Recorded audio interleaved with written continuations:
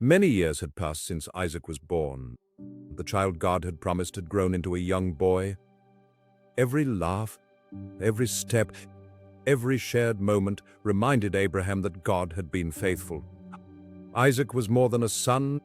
He was the fulfillment of a promise that had taken decades to come. Abraham loved him deeply. Then one day God spoke again. But this time the words were unlike anything Abraham had ever heard.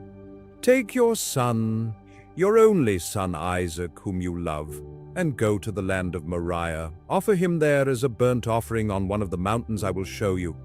There was no explanation, no reason given, only a command.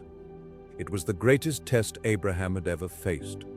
This was the son through whom God had promised to build a great nation.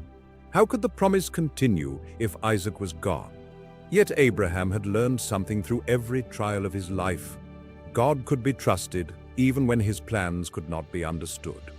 Early the next morning, Abraham rose before sunrise. He saddled his donkey, gathered wood for the offering, and set out with Isaac and 2 servants. Together they journeyed toward the mountain God had chosen. For 3 days they walked across hills and valleys. Every step gave Abraham another opportunity to turn back, but he continued forward in quiet obedience. At last, the mountain came into view. Abraham stopped and turned to the servants. "Stay here with the donkey," he said. "The boy and I will go over there to worship. Then we will come back to you." Abraham placed the wood for the offering on Isaac's shoulders. He carried the fire and the knife. Side by side, father and son climbed the mountain together. After a long silence, Isaac spoke. "Father." "Yes, my son," Abraham replied. "We have the fire and the wood."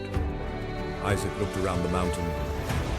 "But where is the lamb for the offering?" Abraham paused. His heart was heavy. Yet his answer revealed the faith that had carried him through every promise and every trial. "God himself will provide the lamb for the offering, my son." Together they continued climbing. When they reached the place God had shown them, Abraham carefully built an altar from stones. He arranged the wood. Then, with tears in his eyes and complete trust in God, he bound Isaac and placed him upon the altar. The mountain fell silent. Abraham lifted the knife. Then suddenly a voice called from heaven, "Abraham, Abraham!" He stopped immediately. "Do not lay a hand on the boy," the angel of the Lord said. "Now I know that you fear God because you have not withheld your son, your only son, from me." Abraham lowered the knife. Relief overwhelmed him. He looked up. Caught in a nearby thicket was a ram by its horns. God had provided. Abraham took the ram and offered it in place of Isaac. On that mountain, God proved his faithfulness once again. Abraham named the place, "The Lord will provide." And God renewed his promise.